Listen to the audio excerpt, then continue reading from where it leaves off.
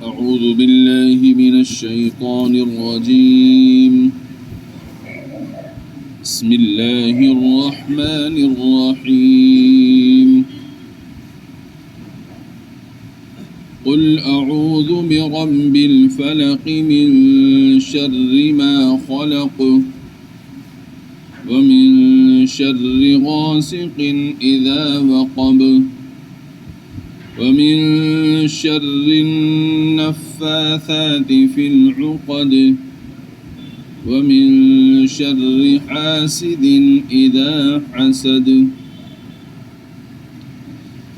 صدق اللہ العظیم. آج جو سورہ مبارکہ تلاوت کی گئی ہے، اس سورہ مبارکہ کا نام سورہ فلق ہے، اور یہ سورہ مبارکہ مدنی صورت ہے، یعنی حضور اکرم صلی اللہ تعالی علیہ وآلہ وسلم پر اس سورہ مبارکہ کا نزول ہجرت فرمانے کی غرض سے مدینہ منورہ تشریف لے جانے کے بعد ہوا ہے. اور میں نے کل عرض کیا تھا کہ یہ سورہ مبارکہ اور اس کے بعد کی جو صورت ہے سورۃ الناس، یہ دونوں صورتیں اکٹھی نازل ہوئی ہیں، یعنی ایک ہی بار میں نازل ہوئی ہیں اور ایک ہی واقعے میں نازل ہوئی ہیں. اور مفسرین علیہ الرحمہ نے ان دونوں صورتوں کی تفسیر بھی اکٹھی لکھی ہے، ایک ساتھ لکھی ہے. اس سورہ مبارکہ سے متعلق اس کے فضائل وغیرہ کل تفصیل کے ساتھ میں آپ حضرات کے سامنے بیان کیے جا چکے ہیں. اور میں نے عرض کیا تھا کہ حضور اکرم صلی اللہ تعالی علیہ وآلہ وسلم جب ہجرت فرما کر مدینہ منورہ تشریف لے گئے تو وہاں کے حالات کیا تھے، اور پھر آپ کے تشریف لے جانے کے بعد وہاں کے حالات کیسے ہوئے. میں نے عرض کیا تھا کہ وہاں پر یہودی کثیر تعداد میں رہتے تھے، لیکن یہ یہودی آپ علیہ الصلاۃ والسلام سے دشمنی رکھتے تھے، بہت زیادہ ان کو عداوت تھی، اور آپ علیہ الصلاۃ والسلام سے بہت حسد کرتے تھے، اور اس حسد کی وجہ سے، دشمنی کی وجہ سے وقتاً فوقتاً آپ کو تکالیف پہنچاتے رہتے تھے.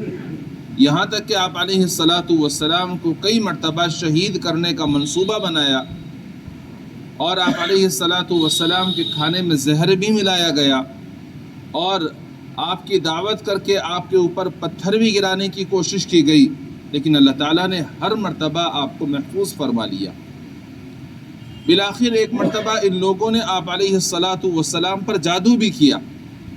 اسی ضمن میں یہ دونوں سورہ مبارکہ نازل ہوئی ہیں. یہ جو آپ علیہ الصلاۃ والسلام سے بہت زیادہ حسد رکھتے تھے، اس کی کیا وجہ ہے؟ اس کی وجہ علماء کرام نے یہ بیان کی ہے کہ جتنے بھی پیغمبر دنیا میں تشریف لائے ہیں، حضرت ابراہیم علیہ الصلاۃ والسلام کے بعد میں وہ سارے پیغمبر حضرت یعقوب علیہ الصلاۃ والسلام کی اولاد میں سے ہوئے ہیں. اور یہ سمجھیے گا کہ حضرت ابراہیم علیہ الصلاۃ والسلام کے دو صاحبزادے ہیں، ایک حضرت اسماعیل ہیں، دوسرے حضرت اسحاق ہیں. حضرت اسحاق علیہ الصلاۃ والسلام کے صاحبزادے ہیں حضرت یعقوب علیہ السلام، اور حضرت یعقوب علیہ الصلاۃ والسلام کا دوسرا نام اسرائیل ہے. اسی وجہ سے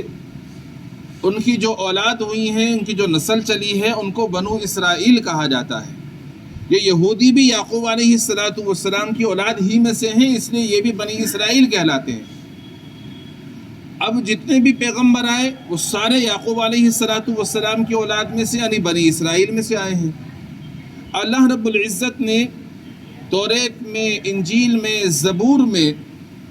آخری پیغمبر حضرت محمد مصطفیٰ صلی اللہ تعالی علیہ وآلہ وسلم کی آمد کی بشارتیں، آپ کے فضائل، آپ کے اوصاف بیان فرمائے ہیں.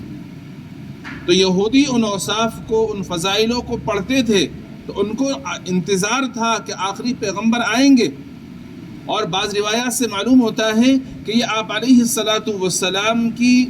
آمد کی وجہ سے کہ آپ آئیں گے اور ہجرت فرما کر مدینہ منورہ تشریف لائیں گے تو یہ یہودی مدینہ میں آ کر آباد ہو گئے تھے، ورنہ تو یہودیوں کا اصل وطن مدینہ منورہ نہیں ہے، یہ تو شام وغیرہ میں رہتے تھے، یہ تو یہاں وہاں سے یہاں آ گئے تھے کہ آخری جو پیغمبر ہیں وہ ہجرت کر کے مدینہ آئیں گے، لہذا ہم پہلے ہی وہاں جا کر بس جاتے ہیں، اتنا ان کو انتظار تھا۔ لیکن جب آپ علیہ السلام تشریف لے آئے، اللہ تعالیٰ نے آپ کو مبعوث فرما دیا، تو آپ بنی اسرائیل میں سے نہ ہو کر کے حضرت ابراہیم علیہ السلام کے جو دوسرے صاحبزادے ہیں حضرت اسماعیل علیہ السلام ان کی اولاد میں سے، ان کی نسل میں سے ہوئے۔ اللہ تعالیٰ کی منشا ہے، اللہ نے آخری پیغمبر کو اسماعیل علیہ السلام کی اولاد میں پیدا فرما دیا۔ تو اب ان کو اس بات میں حسد اور جلن ہو گئی کہ یہ جو آخری پیغمبر تمام نبیوں سے جو افضل ہیں اور جن کی نبوت قیامت تک کے لیے ہے، جو تمام انسانیت کے لیے نبی بنا کر گئے ہیں، یہ آخری پیغمبر ہماری نسل میں، ہمارے خاندان میں سے کیوں نہیں آئے، یہ بنو اسماعیل میں سے کیوں آ گئے؟ یہ ان کو حسد اور جلن ہو گئی۔ اس حسد اور جلن کی وجہ سے باوجود یہ کہ وہ جانتے تھے کہ یہ آخری پیغمبر ہیں، ان کو معلوم تھا کہ جو اوصاف توریت میں، انجیل میں، زبور میں بیان کیے گئے وہ سارے ان کے اندر پائے جاتے ہیں۔ میں نے کل آپ کو بتایا تھا کہ مسجد قبلتین کے بارے میں کہ وہ جو آخری پیغمبر ہیں ان کا ایک وصف یہ ہوگا کہ وہ نبی القبلتین ہوں گے، یعنی دو قبلے والے نبی ہوں گے۔ تو اللہ رب العزت نے یہ بھی ان کو دکھا دیا کہ آپ علیہ السلام نے ظہر کی نماز ادا فرمائی، ظہر کی نماز میں 2 رکعتیں آپ نے مسجد اقصیٰ کی جانب رخ کر کے پڑھائیں، اور پھر جبریل امین تشریف لے آئے اور آپ کا رخ خانہ کعبہ کی طرف پھیر دیا، تو بقیہ 2 رکعتیں آپ نے خانہ کعبہ کی طرف رخ کر کے پڑھائیں۔ یہ خود اب یہودیوں نے دیکھ لیا اس منظر کو، معلوم ہو گیا ان کو کہ یہ صفت بھی ان کے اندر موجود ہے کہ 2 قبلے والے نبی جو ان کے اوصاف بیان فرمائے گئے تھے، انہوں نے 2 قبلوں کی طرف رخ کر کے نماز پڑھی ہے۔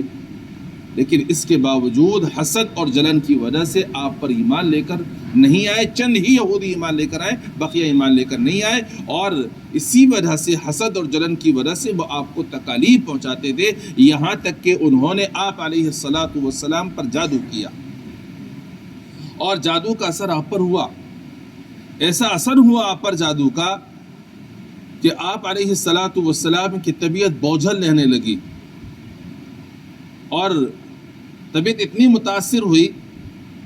کہ بعض مرتبہ آپ علیہ السلام کو ایسا لگتا کہ میں نے یہ کام نہیں کیا ہے اور وہ کام کر لیا ہوتا۔ لیکن یہ بھی یاد رکھیے گا، جادو کا اثر جو آپ علیہ السلام پر ہوا ہے وہ دنیاوی معاملات میں ہوا، دینی معاملات میں نہیں ہوا، نماز کے سلسلے میں نہیں، دعوت و تبلیغ کے سلسلے میں نہیں، کسی اور معاملات میں نہیں ہوا، صرف دنیاوی معاملات میں، کہ مثلاً کھانا آپ نے کھا لیا، آپ کو لگا کہ میں نے کھانا نہیں کھایا، اس طرح سے ہوا ہے، اثر ہوا آپ پر اس کا، آپ بہت پریشان رہنے لگے۔ اللہ تبارک و تعالی سے دعا بھی آپ نے فرمائی۔ ایک روز امی عائشہ صدیقہ رضی اللہ عنہ سے فرمانے لگے، عائشہ، اللہ تبارک و تعالی نے مجھے بتلا دیا کہ میری اس تکلیف کا سبب کیا ہے، کیوں میں اس تکلیف میں ہوں، کیوں پریشانی میں ہوں، اللہ نے مجھے بتا دیا۔ پھر آپ نے اپنا خواب بیان کیا کہ رات جب میں سویا میرے خواب میں 2 لوگ آئے، اور وہ 2 صاحب کیا تھے، بلکہ 2 فرشتے تھے۔ وہ روایات میں آتا ہے جبریل امین ہے، دوسرے حضرت میکائیل علیہ السلام ہیں۔ یہ دونوں آ کر کے ایک میرے سرہانے کھڑے ہو گئے جبریل علیہ السلام، اور ایک پائیوں پر کھڑے ہو گئے میکائیل علیہ السلام۔ اب یہ دونوں آپس میں گفتگو کرنے لگے اور کہنے لگے کہ بھئی ان صاحب کو کیا ہو گیا، یہ کیوں پریشان ہیں، کیوں تکلیف میں ہیں؟ دوسرے نے کہا کہ بھئی ان کے اوپر جادو کر دیا گیا ہے۔ کس نے کیا جادو ان کے اوپر؟ بتایا کہ بھئی ایک شخص ہے یہودیوں میں سے، لبید بن اعصم، اس نے جادو کیا ہے۔ پھر معلوم کیا بھئی کس چیز میں جادو کیا ہے، بتایا کہ بھئی انہوں نے جو جادو کیا ہے وہ آپ کے بال مبارک لے کر اور آپ کے کنگھی مبارک میں ان بالوں میں کچھ پڑھ کر کے گرہ لگا دی گئی ہے،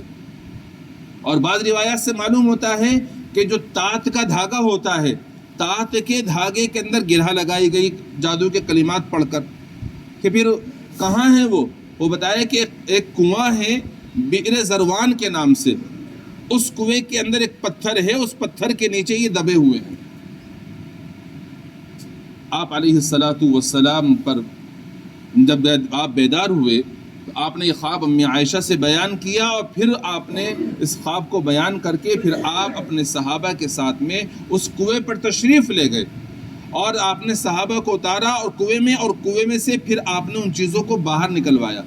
آپ نے ان کو نکالا، اور اس موقع پر باری تعالیٰ نے یہ صورتیں نازل فرمائی۔ پھر آپ یہ جو دونوں صورتیں ہیں ان میں 11 آیات ہیں،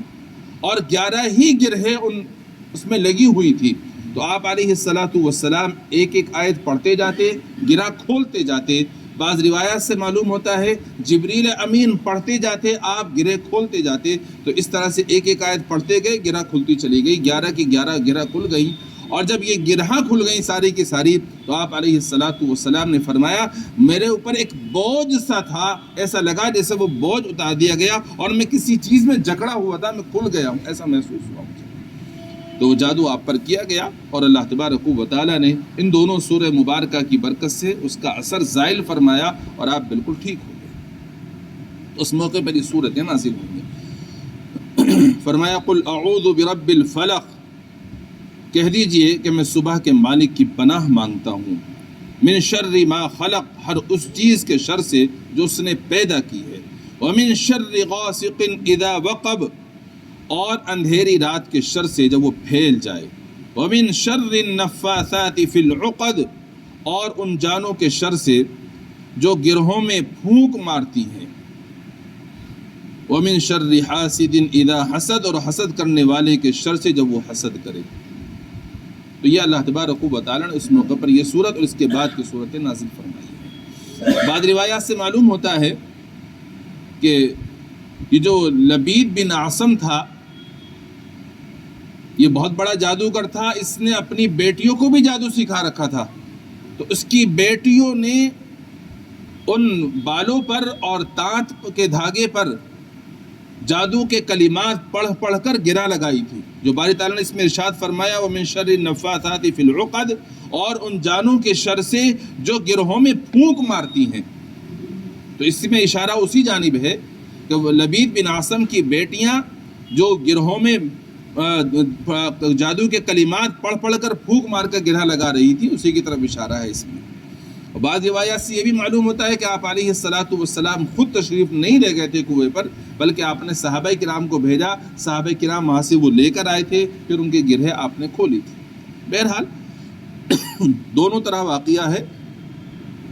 اس سے ایک بات یہاں ذہن نشین یہ کر لیں کہ نبی علیہ الصلاۃ والسلام پر جادو کا اثر ہونا یہ نبوت کے منافی نہیں ہے، نبوت اور رسالت کے منافی نہیں ہے۔ نبی اور رسول یہ انسان ہی ہوتے ہیں۔ یہ بات الگ ہے کہ تمام انسانوں میں سب سے افضل ہوتے ہیں، لیکن ہوتے انسان ہیں۔ جب یہ انسان ہے تو جس طرح سے عام انسانوں کو بیماری ہوتی ہے، نزلہ ہوتا ہے، بخار آتا ہے، سر میں درد ہوتا ہے، دیگر بیماریاں ہوتی ہیں، اسی طرح سے انبیاء علیہم الصلاۃ والسلام کو بھی بیماری لاحق ہوتی ہے، نزلہ بھی ہوتا ہے، بخار بھی آ جاتا ہے، سر میں درد بھی ہوتا ہے۔ تو جس طرح سے بیماری جسمانی ہوتی ہے، اسی طرح سے جادو کا اثر بھی نبی پر ہو جاتا ہے، کیونکہ انسان ہونے کی وجہ سے نبی پر بھی جادو کا اثر ہوا۔ لیکن وہ جو جادو کا اثر ہوتا ہے وہ اس طرح ہوتا ہے کہ اس اثر کی وجہ سے آپ کی جو نبی ہونے کی اور رسول ہونے کی جو ذمہ داری ہے اس میں ذرہ برابر کوئی فرق نہیں آتا۔ پوری دنیا کے انسان، جنات، شیاطین مل کر بھی نبی علیہ الصلاۃ والسلام کی جو ذمہ داریاں ہیں، کار نبوت ہے، اس میں ذرہ برابر بھی کوئی فرق نہیں کر سکتے، کیونکہ اگر ایسا کر دیتے ہیں تو پھر یہ تو نبی کا جو ذمہ داری ہے وہ پوری نہیں ہو پائے گی۔ اس لیے باری تعالیٰ نے اس سے آپ کو، تمام نبیوں کو محفوظ فرمایا ہے، اس پر اثر نہیں ہوتا۔ لیکن جس طرح سے جسم پر اثر ہوتا ہے بیماری کا، اسی طرح سے جادو کا اثر بھی جسم پر پڑ جاتا ہے۔ اور پھر دوسری بات یہ سمجھیے گا، نبی علیہ الصلاۃ والسلام امت کے لیے نمونہ ہے۔ لقد کان لکم فی رسول اللہ اسوۃ حسنہ، آپ نمونہ ہیں۔ جب نمونہ ہے تو اللہ تبارک و تعالیٰ نے بہت سارے کام آپ پر ایسے ظاہر فرمائے تاکہ امت کو پتہ لگ جائے کہ اگر ایسا ہو تو کیا کرنا ہے. تو آپ پر بھی جادو کا اثر ہوا، آپ نمونہ ہے، جادو کا اثر ہوا تو آپ نے کیا کیا. اب اگر امت میں سے کسی کے اوپر جادو کا اثر ہو جاتا ہے، کوئی حسد اور جلن کی وجہ سے، دشمنی کی وجہ سے کوئی کسی پر جادو کر دیتا ہے، تو اب جادوگر ہو جاتا ہے تو اس کو کیا کرنا چاہیے، یہ نبی کی سیرت سے ہمیں معلوم ہوتا ہے. اور وہ کیا کرنا ہے، وہ یہی کرنا ہے کہ یہ جو دونوں سورہ مبارکہ ہیں، ان دونوں سورہ مبارکہ کا ورد کرنا ہے. بعض روایات میں آتا ہے کہ حضور اکرم صلی اللہ تعالی علیہ وآلہ وسلم نے صحابہ کرام سے فرمایا کہ اللہ رب العزت نے میرے اوپر 2 صورتیں ایسی نازل فرمائی ہیں جو مجھ سے پہلے کسی اور نبی پر نازل نہیں کی گئیں اور میرے اوپر بھی نہیں نازل کی گئیں، لہذا تم ان دونوں صورتوں کو لازم پکڑو اور ان صورتوں کو پڑھا کرو، صبح کے وقت بھی پڑھا کرو اور شام کے وقت بھی پڑھا کرو. یہ دونوں صورتیں ایسی ہیں جو صبح اور شام ان کے پڑھنے کا ورد کرتا ہے، ان کے پڑھنے کا معمول بنا لیتا ہے، تو باری تعالیٰ ان سورہ مبارکہ کی برکت سے جادو کے اثر کو زائل فرما دیتے ہیں اگر ہو گیا ہے، اور اگر نہیں ہوا تو اللہ تعالیٰ اس کے شر سے محفوظ فرماتے ہیں، یعنی جادو اس پر اثر نہیں کیا کرتا ہے. تو لہذا ہمیں چاہیے کہ ہم نبی علیہ السلام کا بھی چونکہ معمول مبارک تھا ان صورتوں کو پڑھنے کا صبح اور شام بھی، بلکہ بعض روایت پہ آتا ہے ہر نماز کے بعد آپ یہ 2 صورتیں پڑھا کرتے تھے، اور قل هو اللہ احد کی صورت بھی پڑھتے تھے، قل یا ایھا الکافرون بھی پڑھتے تھے، آیت الکرسی بھی ہر نماز کے بعد تلاوت فرماتے تھے، سورہ فاتحہ بھی ہر نماز کے بعد تلاوت فرماتے تھے. لہذا ہم نبی علیہ السلام کا اتباع کرتے ہوئے ان صورتوں کو ہر نماز کے بعد بھی پڑھا کریں، صبح اور شام بھی پڑھ لیا کریں، تاکہ ہماری ہر طرح کے دشمنوں سے حفاظت ہو جائے، حاسدین کا حسد سے بھی حفاظت ہو جائے، شیاطین کے شر سے بھی حفاظت ہو جائے، کوئی اگر جادو کرنے لگ جائے تو جادو کے شر سے بھی حفاظت ہو جائے. خصوصاً میں آپ کو ہدایت کروں گا، اپنے گھر کی بچیوں کو یہ صورتیں ضرور سکھائیے اور بچیوں کو تعلیم کیجئے کہ وہ ضرور بالضرور ان صورتوں کو صبح اور شام پڑھا کریں. آپ کارگزاری لیا کیجئے، معلوم کیا کیجئے کہ بیٹی تم نے یہ صورتیں پڑھی یا نہیں پڑھی، نہیں پڑھی تو پڑھو پہلے انہیں، بعد میں ناشتہ کرنا، بعد میں اسکول جانا، بعد میں اور کسی کام میں لگنا. رات کو سونے سے پہلے معلوم کیجئے بیٹی تم نے اس کی تلاوت کیا نہیں کی تو پہلے پڑھو، اس کے بعد میں تمہیں سونا ہے، اس کے بعد کچھ اور کرنا ہے. کیوں؟ اس لیے کہ اس وقت میں دشمنوں کی جو چالیں ہیں، دشمنوں کی چالیں ہیں کہ مسلمان بچیوں کو پھنساؤ اپنے چنگل میں، لالچ دے دے کر کے، ہتھ کنڈے اپنا کر. اب یہ بچیاں ایسے تو پھنسنی نہیں ہیں، مسلمانوں کے گھروں کی بچیاں کیسے پھنس جائیں گی؟ تو بعض معتبر ذرائع سے معلوم ہوا ہے کہ یہ ان بچیوں پر جادو تک کر رہے ہیں. اور آپ دیکھیے بھی کہ بعض بچیوں کے والد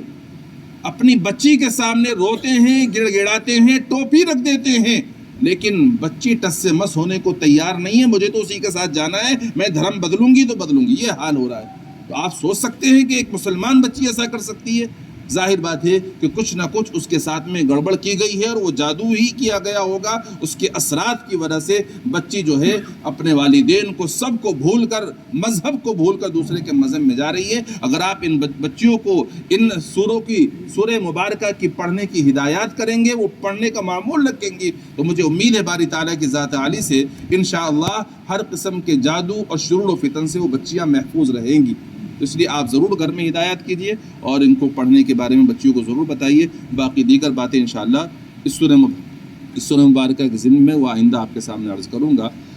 اللہ رب العزت سے دعا ہے اپنا فضل فرما کر ہمیں ہر قسم کے شرور و فتن سے محفوظ فرما لے، اور شیاطین کے شر سے، دشمنوں کے شر سے، حاسدین کے شر سے، جناتوں کے شر سے ہم سب تمام اہل ایمان کی حفاظت فرما لے. سبحان اللہ بحمدہ، سبحانک اللہم بحمدک، ونشهد ان لا اله الا انت نستغفرك ونتوب اليك. سبحان ربك رب العزة عما يصفون وسلام على المرسلين والحمد لله رب العالمين.